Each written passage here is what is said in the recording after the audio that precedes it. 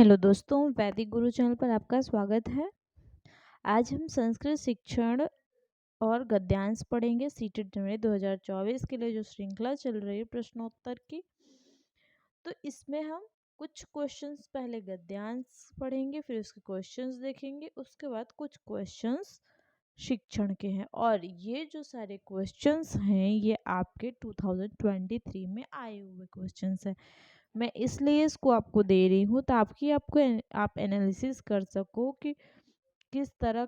इसके पहले जब दिया था तो वो मैंने आपको हिंदी का दिया हुआ था, और हूबहू पेपर 1 में जो हिंदी के क्वेश्चंस हैं शिक्षण के, सेम वही संस्कृत में ही है। बस फर्क इतना है कि वो संस्कृत में ट्रांसलेट किया हुआ है और वो हिंदी में है। ठीक है, तो उसको आप लोग देख लीजिएगा। यहाँ पर हम गद्यांश पहले देखते हैं। अधोलिखितं गद्यांशं पठित्वा तदाधारित प्रश्नानां विकल्पात्मकोत्तरेषु उचिततमम् उत्तरं चिनुत। क्या करना है कि यहाँ पर जो गद्यांश लिखा दिया है उसको पढ़ना है, पढ़कर उस पर आधारित जो प्रश्न है उसके विकल्पों में से उचित उत्तर को चुनकर लिखना है। तो पहले हम देखेंगे, एकदा षड्वर्षीय श्री कृष्ण वृंदावने यमुना तटम अगच्छत। एक बार जब श्री कृष्ण 6 वर्ष के थे तब वो वृंदावन में यमुना तट पे आए। गोपाः अपि तेन सह अगच्छन्। उनके साथ साथ जो वहाँ पर गोप लोग थे, उनके सखा लोग थे, वो भी आए। ठीक है। गोपाः पिपासया आकुला भूत्वा यमुना जलम अपिबन्। जो वहाँ पर गोप लोग थे, मतलब उनके श्री कृष्ण के साथ जो यमुना तट पर गए हुए थे, वो पिपाशाह आकुलाह मतलब प्यास से बहुत व्याकुल, भूतवा होकर यमुना जलम अपिबन यमुना के जल को पिए।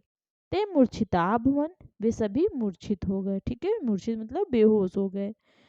श्री कृष्ण तान मूर्छितान दृष्ट्वा व्याकुलः अभवत्। श्री कृष्ण जो है उनके मूर्छित होने का देखकर, दृष्ट्वा मतलब देखकर, व्याकुल हो गए। वस्तुतः यमुना जले कालीय नागस्य कुंडम आसीत। वहाँ पर यमुना जल में कालीय नाग जो है वो अपना कुंड बनाकर रहता था।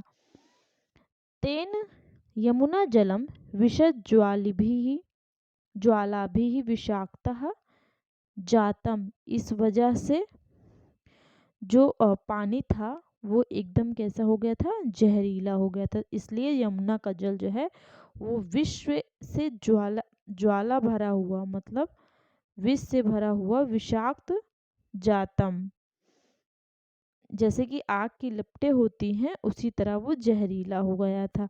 अनेके खगाः पशवाः च तत् जलं पीत्वा मृत्यु प्राप्ताः। अनेक खग जो पक्षी जो थे और पशु थे उसके जल को पीकर मृत्यु को प्राप्त किए। वायु अपि तेन विषयुक्त अभवत्। वायु भी, हवा भी उससे विषयुक्त हो गई। ठीक है, मतलब विषैली हवा हो गई। वृक्षा तेन वायुना शुष्का जाता। इसलिए जब वायु चलती थी तो इसकी वजह से वृक्ष भी जो है शुष्क, सूखने लगे थे। ठीक है, वायु की वजह से। यदा श्री कृष्ण एतत् सर्वं पश्यत् सह एकम वृक्षम आरोहत। यदा जब श्री कृष्ण एतत् सर्वम अपश्यत ये सब देख रहे थे, सह एकम वृक्षम आरोहत वो एक वृक्ष पर चढ़े। तस्मात् वृक्षात् सह विषयुक्ते जले अकूर्दत। उस वृक्ष से वह विषयुक्त जल में कूदे। कालीय नागस्य एकाधिक शतम फणाः आसन। जो कालीय नाग था उसके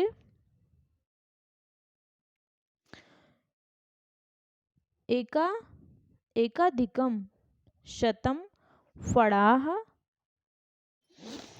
जो कालीय नाग था उसके पास एकाधिकम, एकाधिकम शतम फड़ा, 100 से अधिक फन थे उनके। ठीक है। सह तान प्रसार्य कृष्णम प्रहर्तुम ऐच्छत्। उन्हें ऐसा फैलाया कि वो कृष्ण पर प्रहार करना चाहा। ठीक है, इतना ज़्यादा फैला दिया, इसलिए फैला क्योंकि वो कृष्ण पर प्रहार करना चाहता था। श्री कृष्ण तस्य फणान आरूढ़ नृत्य, श्री कृष्ण जो है उसके फन पर आरूढ़ होकर चढ़कर नृत्य करने लगे। कालीय नाग से फड़ा शनैः शनैः छिन्ना भिन्नाः भवत्, कालीय नाग का जो फन था वो धीरे धीरे छिन्न भिन्न होने लगा। मुखात रक्तम अप्रवाहत, मुख से रक्त मतलब खून बहने लगा। सह हस्तौ संयोज्य अवदत, उन्होंने हाथ जोड़कर बोला, भगवान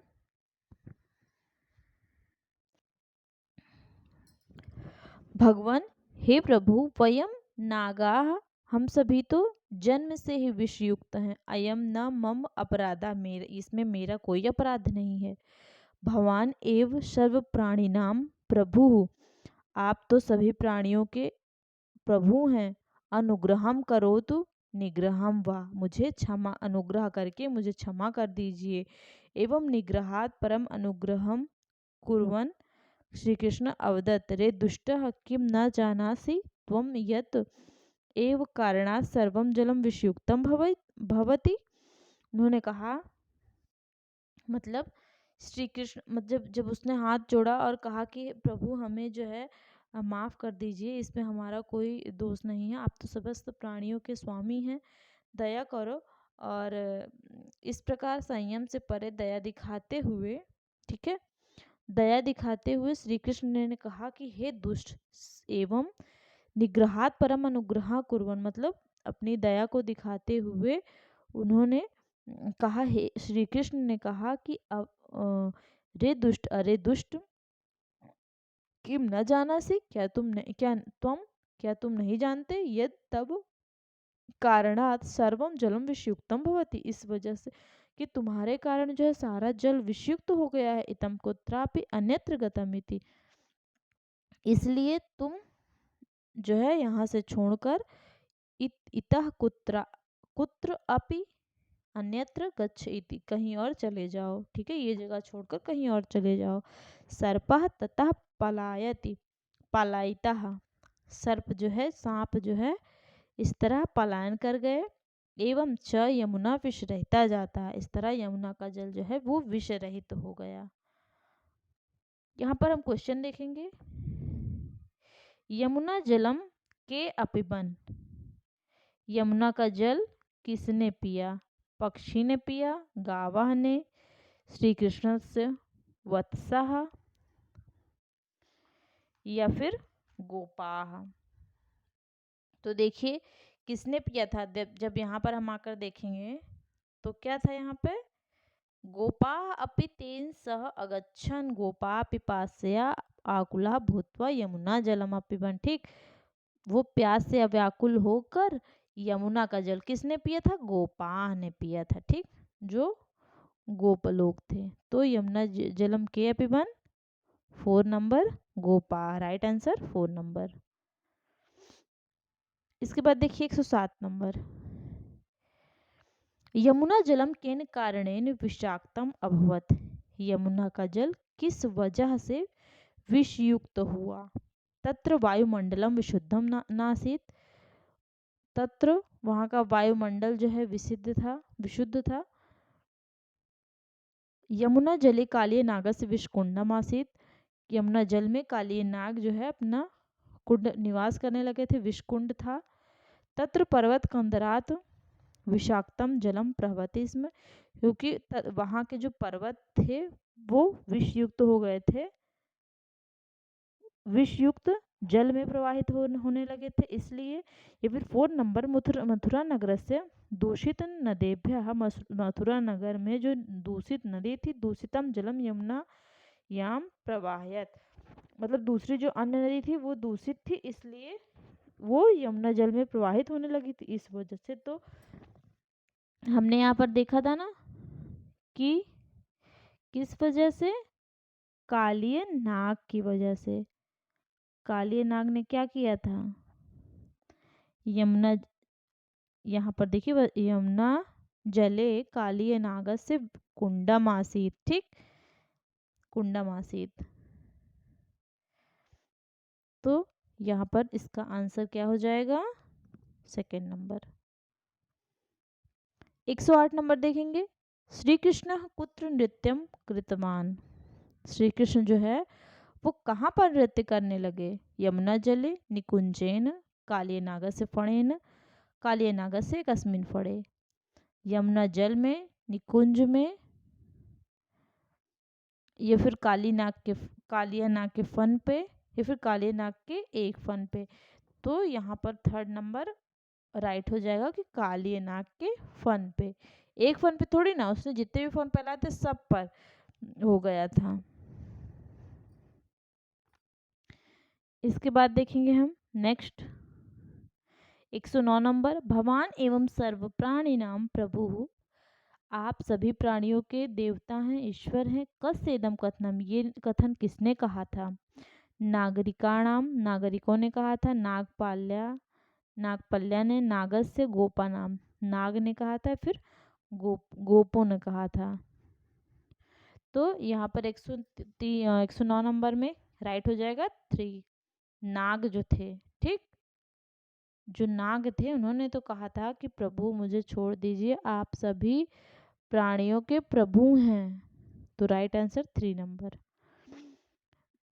तुष्णया इत्यस्मिन् अर्थे गद्यांशे कः शब्दः प्रयुक्तः। तुष्णया शब्द जो है ये इसमें, इस गद्यांश में किसके लिए प्रयुक्त हुआ है? आकुलाः विषयुक्ताः, शुष्काः, पिपाशया, किसके लिए प्रयोग हुआ है? तो देखिए 110 में राइट आंसर हो जाएगा 4 नंबर। तुष्णया मतलब क्या होता है? पिपासा, और इस गद्य में भी पिपाशा का प्रयोग हुआ है। 111 नंबर देखेंगे। प्रसार्य इत्यस्य शब्दस्य निम्नलिखितेषु।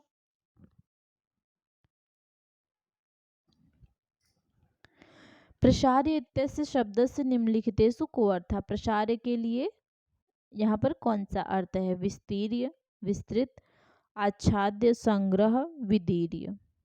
तो प्रसारित के लिए इसमें राइट आंसर हो जाएगा प्रसारित करना। प्रसार मतलब प्रसारित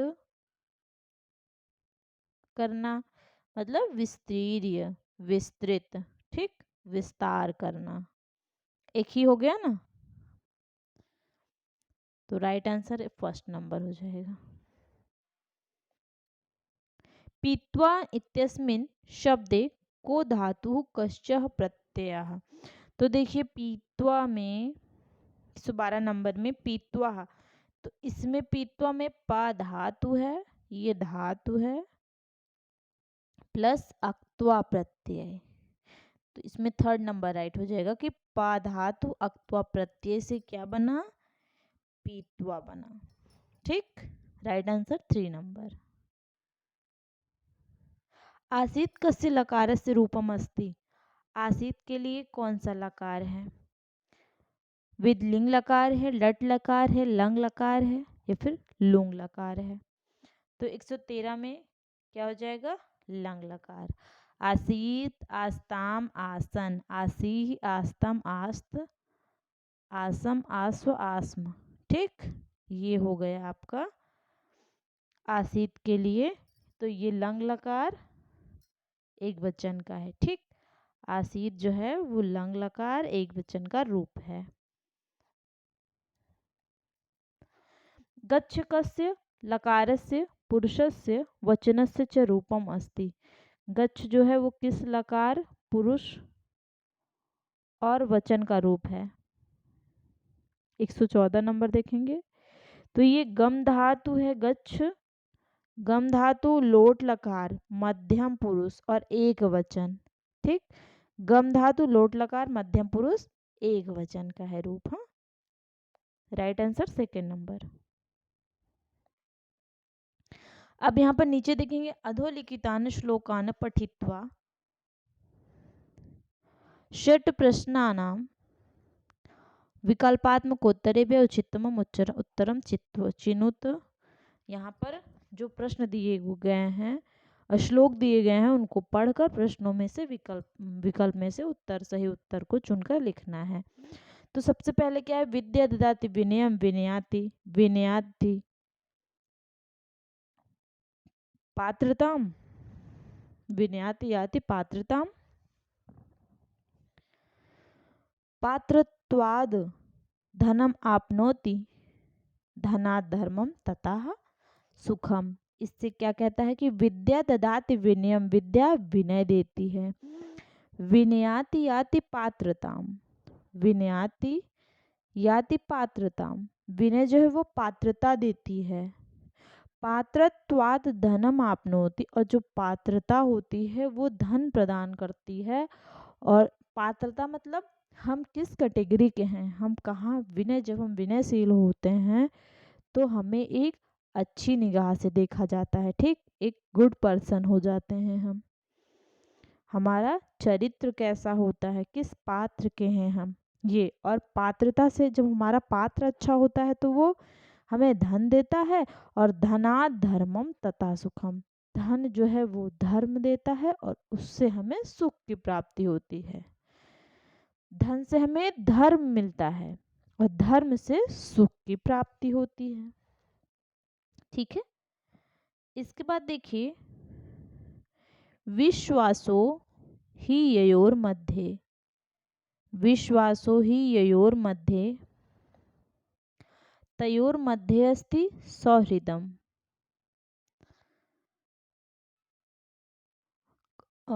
यस्मिन्नैव अस्ति विश्वासः तस्मिन् मैत्री क्व संभवा। ऐसा कह रहे हैं कि जिसके मध्य विश्वास है उसके साथ ही मित्रता होती है। विश्वासो, क्योंकि मित्रता में विश्वास का होना बहुत ज़रूरी होता है। विश्वासो ही ययोर मध्य, जिसके मध्य में विश्वास होता है, तयोर मध्य अस्ति सौहृदम, उसी के मध्य में सौहृदम मतलब मित्रता होती है। यस्मिन् नैव अस्ति विश्वासः तस्मिन् मैत्री क्व संभवः, जिसमें विश्वास नहीं होता वह मित्रता कैसे संभव है। अतः जिसमें विश्वास नहीं होता उसमें मित्रता बिल्कुल नहीं होती है, ठीक। इसके बाद नेक्स्ट देखेंगे, अक्रोधेन जयेत क्रोधम क्रोधम साधुम साधुना जयेत जयत कदर्यम दानेन जयत सत्येन चानृतम। क्रोध पर शांति से, दुर्जन पर सदाचार से। अक्रोधेन जयेत क्रोधम असाधु साधुना जयेत, क्रोध पर शांति से, असाधु साधुना जयेत, और जो दुर्जन असाधु व्यक्ति हैं उनमें सदाचार से, उन पर सदाचार से। जयत कदर्यम दानेन, कृपण पर दान से, दानेन जयेत सत्येन चानृतम, तथा झूठे पर सत्य से विजय प्राप्त की जा सकती है, ठीक। क्रोध, जब कोई क्रोध करता है तो उसे शांति से संभाला जाता है। दुर्जन जो होते हैं उससे सदाचार से, दुर्जन व्यक्ति पर, और जो कृपण होते हैं उनको दान देकर संभाला जाता है। तथा झूठे पर सत्य से विजय प्राप्त, जो झूठा व्यक्ति है उस पर सत्य से विजय प्राप्त की जा सकती है। इसका अर्थ हुआ कि उन्हें वशीभूत किया जा सकता है, इन लोगों को इन चीजों से वशीभूत किया जा सकता है। 4th नंबर देखेंगे, अनाहूतः प्रविशति अपृष्टो बहुभाषते अविश्वस्ते विश्वसिति मूढ़ चेता नराधमः। ऐसा कह रहे हैं कि इसका अर्थ क्या हुआ कि मूढ़ चित्त वाला नीच व्यक्ति बिना बुलाए ही अंदर चला आता है। अनाहूत प्रविशति, अनाहूत जो होते हैं, अनाहूत प्रवेश कर जाते हैं। अपृष्टो बहुभाषते, मूढ़ चित्त वाले व्यक्ति जो होते हैं वो बिना बुलाए ही अंदर चले जाते हैं। अविश्वस्ते विश्वसिति मूढ़ चेता नराधमः, बिना पूछे, देखिए अनाहूत प्रविशति, बिना मतलब निश्चंद होकर वो प्रवेश कर जाते हैं। अपृष्टो बहुभाषते, और बिना पूछे ही बोलने लगते हैं। अविश्वस्ते विश्वसिति, विश्वास करने योग्य नहीं है, फिर भी उन पर भी विश्वास कर लेते हैं। मूढ़ चेता नराधमा, जो मूढ़ चित्त वाले व्यक्ति होते हैं वो बिना बुलाए ही अंदर चले आते हैं। इसका यह अर्थ हुआ कि जो व्यक्ति मूढ़ होता है, बेवकूफ होता है, वो क्या करता है, बिना बुलाए ही अंदर चला आता है और बिना पूछे ही बोलने लगता है, तथा जो विश्वास करने योग्य नहीं है उन पर भी विश्वास कर लेता है। इसके बाद देखेंगे नेक्स्ट लास्ट है ये, षड दोषा पुरुषेण हातव्य भूतम इच्छिता निंद्रा तंद्रा भयम क्रोधम आलस्यम दीर्घ सूत्रता। षड दोषा, ऐश्वर्य उन्नति चाहने वाला पुरुषों को नींद, षड दोषा पुरुषेण हातव्य भूतम इच्छिता, 6 दोष जिनके अंदर होते हैं, जिस पुरुष के अंदर, हातव्य भूतम इक्षिता, वो कौन कौन से 6 दोष हैं पहले वो देख लीजिए। निंद्रा तंद्रा भयम क्रोधम आलस्यम दुर्ग सूत्रता, नींद, जमुहाई लेना, डर, क्रोध, आलस्य तथा दीर्घ सूत्रता, जल्दी हो जाने वाले कामों में अधिक समय लगाने की आदत। ये जो 6 होते हैं ये दुर्गुणों को त्याग देना चाहिए। षड दोषा पुरुषेण हातव्य भूतम इक्षिता, जो 6 दोष हैं ये पुरुषों को उसको त्याग देना चाहिए। क्या? नींद, तंद्रा, जमुहाई, भय, क्रोध, आलस्य और दीर्घ सूत्रता, मतलब जैसे कोई काम जल्दी हो रहा है तो उसको ज्यादा समय लगाना, ये 6 चीजों को त्याग देना चाहिए। अब क्वेश्चन देखेंगे, विनयाति किम प्राप्नोति, विनय जो है वो किससे प्राप्त होता है। विनयाति याति पात्रताम, क्या था, विनयाति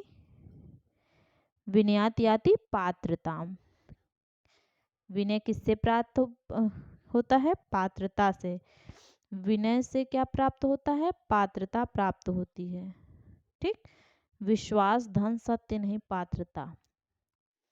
उसके बाद देखेंगे, मैत्री कुत्र न भवितुम अर्हति, मित्रता जो होती है किससे नहीं आती है, यत्र विश्वासः न वर्तते, यदि विश्वास नहीं होता है, यत्र असमानता वर्तते, यदि असमानता होती है, यत्र क्रोधः भवति, यदि क्रोध होता है, यत्र धनम नास्ति, यदि धन न हो तो मित्रता नहीं होती है। ऐसी बात नहीं है।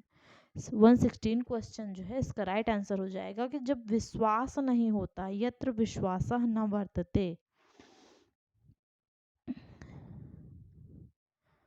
यत्र विश्वासः, देखिए विश्वास होता है तभी जो है सौहिता होती है, मृत्यता होती है। ठीक, यस्मिन नैव नास्ति विश्वासा तस्मिन मैत्री क्व संभव, मित्रता संभव नहीं है यदि विश्वास नहीं है तो फर्स्ट नंबर राइट, यत्र विश्वासः न वर्तते, यदि विश्वास नहीं है तो मित्रता नहीं होती।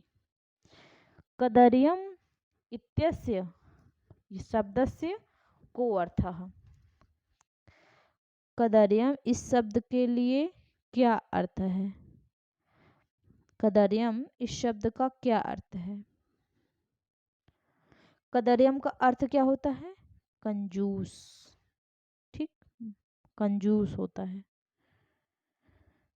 धन खर्च करने में संकोच करने वाला।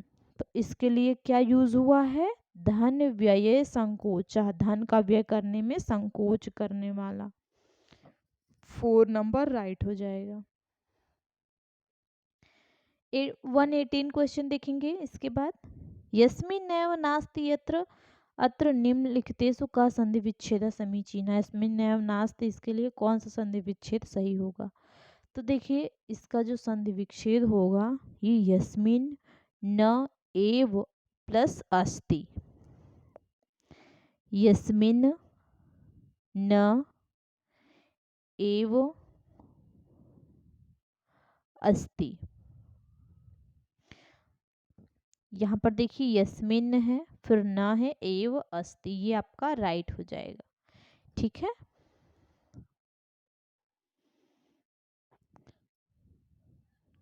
तो ये आपका राइट हो जाएगा सेकेंड नंबर। इसके बाद देखेंगे, इच्छिता पदस्य निर्वचनम, इच्छिता पद का निर्वचन क्या है, किम भवति, इश सत्री आ तृतीया एकवचन, इच्छ अक्त स्त्रीलिंग प्रथमा एकवचन, इच्छ अचता तृतीया एकवचन, इश अत आ। तो देखिए इच्छ का शक्ति प्रत्यांत रूप क्या होता है? शब्द इच्छत हो जाएगा, इश प्लस शत्री हो जाएगा। ठीक, शब्द क्या हो जाएगा? इच्छत। ये शक्ति प्रत्यांत रूप है और इसका विग्रह क्या हो जाएगा? इश प्लस शत्री।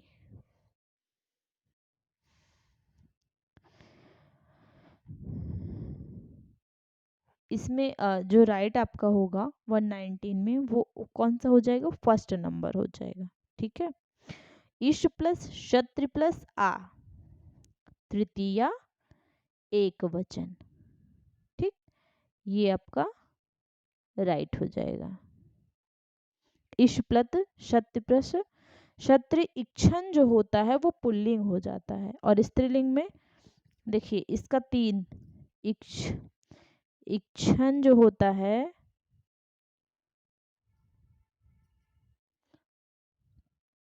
इच्छन ये पुल्लिंग हो जाएगा। इच्छन्ति जो होता है वो स्त्रीलिंग हो जाएगी और इच्छत ये क्या हो जाएगा? नपुंसक लिंग। तो नपुंसक लिंग का ही ये तृतीया एक वचन है। ठीक, इच्छत जो होता है इच्छत वो नपुंसक लिंग में होता है और इसी का तृतीया एक वचन जो है इच्छता होगा वो किस में आएगा? तृतीया एक वचन नपुंसक लिंग में। तो राइट आंसर फर्स्ट नंबर, इसका right answer first number. 120 question हम आगे देखेंगे। निम्नलिखितेषु को धातु भ्वादिगणस्य विद्यते? ददाति, जयेत, प्रविशति, याति। निम्नलिखित में से धातु भवादिगण के लिए क्या है? ददाति होगा, जयेति होगा, ददाति होगा, जयेत होगा, प्रविशति, याति। कौन सा होगा? भवादि गणस्य के लिए धातु कौन सी होगी आपका 120 में? इसका राइट आंसर हो जाएगा सेकंड नंबर जयेत। ठीक, जयेत हो जाएगा। क्या होता है? जयेत जयताम जयेयुः, जये जयेतम जयेत, जयेयम जयो जयेम। ये आपका रूप हो जाएगा। ठीक है, राइट आंसर सेकंड नंबर हो जाएगा। यहाँ पर 121 क्वेश्चन देखेंगे। अध्यापक षष्ठी कक्षायाम शीर्षकैः सह चलचित्रम प्रदर्शयति। अध्यापक जो है 6वीं क्लास में वहाँ पर शीर्षक में एक चलचित्र दिखाते हैं। चलचित्रम पाठ्य पुस्तकस्य एकम अध्यायम आश्रितम आसीत्। और वो जो चलचित्र था, जो मूवी थी, वो पाठ्य पुस्तक के एक अध्याय पर आधारित थी। शीर्षकैः सह चलचित्रम किम प्रोत्साहयते यश्यति। जो शीर्षक पे जो शीर्षक के साथ जो चलचित्र चल रहा है वो क्या प्रोत्साहित करता है? प्रविधि श्रवणम, सक्रिय वीक्षणम तथा च प्रामाणिक भाषा सामग्री प्रयोक्तुम छात्राणाम प्रेरणम। प्रविधि श्रवणम और सक्रिय मतलब छात्रों को सक्रिय करने के लिए और प्रामाणिक भाषा सामग्री को प्रयुक्त करने के लिए छात्रों को प्रेरणा देना। सक्रिय वीक्षणम श्रवणम च सक्रिय रूप से देखना, सुनना, देखना और सुनना। एतादृशम दृश्यानि चलचित्राणि छात्रैः पुनर्वीक्षणम मतलब एकाग्र होकर एकादृशानि एकटक देखकर चलचित्र को देखकर छात्रों को पुनर्वीक्षण करना। या फिर 4 नंबर शब्द संकेतः संकेते है। श्रवण प्रविधि शब्द संकेत करने के लिए सुनना तथा च अभिनेत्रीणाम कार्याणि वहाँ उसमें जो अभिनेत्री हैं उसके कार्यों को तेषाम विषय समीक्षा लेखनम च और उस विषय पर एक समीक्षा लिखना, ये होगा। तो 121 का जो राइट आंसर आपका हो जाएगा वो हो जाएगा फर्स्ट नंबर कि ये इस प्रकार प्रोत्साहित करेगा कि प्रविधि श्रवण और सक्रिय वीक्षण मतलब सक्रिय रूप से एकाग्र होकर उसको देखें, और प्रामाणिक भाषा सामग्री, उसमें जो भी प्रामाणिक भाषा सामग्री उपयुक्त हुई है छात्र के उसके लिए छात्रों को प्रेरित करें। तो इसका राइट आंसर आपका फर्स्ट नंबर हो जाएगा। ठीक है, इसके बाद 122 क्वेश्चन देखेंगे। कथनम है इसमें, बालकः प्रारंभिके बाल्यकाले संज्ञा रूपेभ्यः अधिकतरं क्रियारूपाणि प्रयुज्यते व्याकरणस्य रूपाणि च अवहेलयति। बालक जो है वो प्रारंभिक बाल्यकाल में संज्ञा रूपों को ज़्यादा से ज़्यादा से ज़्यादा अधिकतरम क्रिया रूपाणि प्रयुक्तम, क्रिया को प्रयुक्त करते हैं। ठीक, संज्ञा से ज्यादा क्रिया को प्रयुक्त करते हैं। व्याकरण स्वरूपानि च अवहेलयत, ये जो है व्याकरण की अवहेलना होगी। कारण क्या कह रहा है, तेषाम शब्दावली क्षेत्रम नास्ति, यह शब्दावली का क्षेत्र नहीं है। निम्नलिखितेषु विकल्पेषु समुचितम विकल्पम चित्वा उत्तरम दीयताम, निम्नलिखित जो विकल्प हैं उसमें समुचित विकल्प के उत्तर को देखकर उत्तर दीजिए। ए कह रहा है, फर्स्ट कह रहा है कि ए सत्यम अस्ति, ए सत्य है लेकिन आर असत्य है।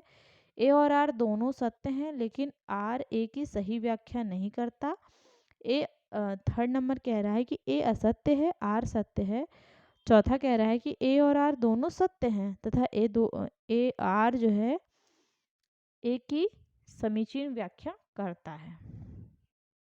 तो ये 122 का क्वेश्चन जो है इसका राइट आंसर आपका हो जाएगा 4 नंबर, कि बालक जो है प्रारंभिक काल में संज्ञा रूप में अधिकतर क्रिया का प्रयोग कर रहे हैं, ये व्याकरण की अवहेलना है। तेषाम शब्दावली क्षेत्रम नास्ति, तेषाम उनकी शब्दावली जो है वो क्षेत्र वो क्षेत्र नहीं, शब्दावली का क्षेत्र नहीं है। तो ए और आर दोनों सत्य हैं तथा आर ए की सही व्याख्या करता है। ये 4 नंबर आपका राइट हो जाएगा। ठीक है, तो आज हम इतना ही क्वेश्चन देखेंगे, बाकी का नेक्स्ट देखेंगे। ठीक है, नेक्स्ट क्लास में देखेंगे, और वैदिक गुरु चैनल पर बने रहिएगा। आज के लिए इतना ही, धन्यवाद।